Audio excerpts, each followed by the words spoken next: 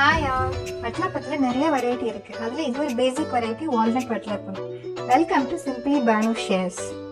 தேவையான பொருட்கள் 5 முட்டை, 1 கப் தேங்காய் பால், 3/4 கப் சீனி, தேவையான அளவுக்கு உப்பு, ஒரு அப்ராக்சிமேட்டாக 15 பீசஸ் வால்நட், அவ்வளோதான்.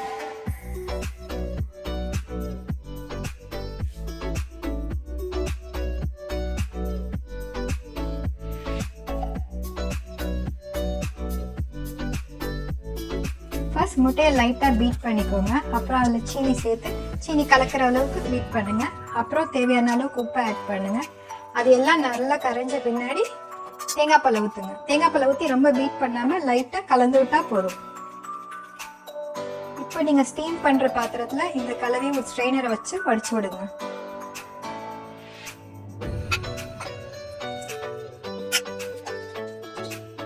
இப்போ 3 ஸ்பூன் நெய் ஊற்றி தேவையான அளவுக்கு வால்நட்டே போட்டு லைட்டாக கலந்து விடுங்க.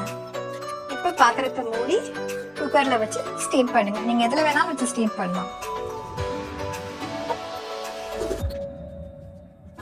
பாத்திரத்தில் தண்ணி ஏறிடாமல் லோ ஃப்ளேமில் ஒரு 15 மினிட்ஸ் ஸ்டீம் பண்ணுங்க. ஒரு 15 மினிட்ஸ் கழிச்சு ஸ்டீம் பண்ணதை எடுத்து நீங்கள் ஓப்பன் பண்ணி பாருங்கள். நல்லா வட்டலப்பம் வந்திருக்க தெரியும். நீங்கள் செக் பண்ணி பார்க்குறதுக்கு லைட்டாக ஒரு நைஃபை இன்சர்ட் பண்ணி பார்த்தீங்கன்னா தெரியும். நைஃப்பில் ஒட்டிச்சுன்னு சொன்னால் வேகலைன்னு அர்த்தம். ஒட்டாமல் இதே மாதிரி வந்ததுன்னா வட்டலப்பம் அழகாக வெந்துருச்சுன்னு அர்த்தம். இப்போது வேண்டிய சைஸஸில் நீங்கள் ஸ்பூனால் கட் பண்ணி எடுத்துக்கோங்க. வால்நட் போட்டிருக்கிறதுனால ஈவனாக கட் பண்ண வராது. பீசஸ் கொஞ்சம் உடஞ்சி தான் வரும். ஆனால் வந்து இதே கன்சிஸ்டன்சியில் நீங்கள் செஞ்சு பார்த்தீங்கன்னா நல்லா ஜெல்லி பதத்தில் நல்லா குழக்கணும், நல்லா டேஸ்ட்டாக இருக்கும்னு வட்டலப்பம் ட்ரை பண்ணி பாருங்கள்.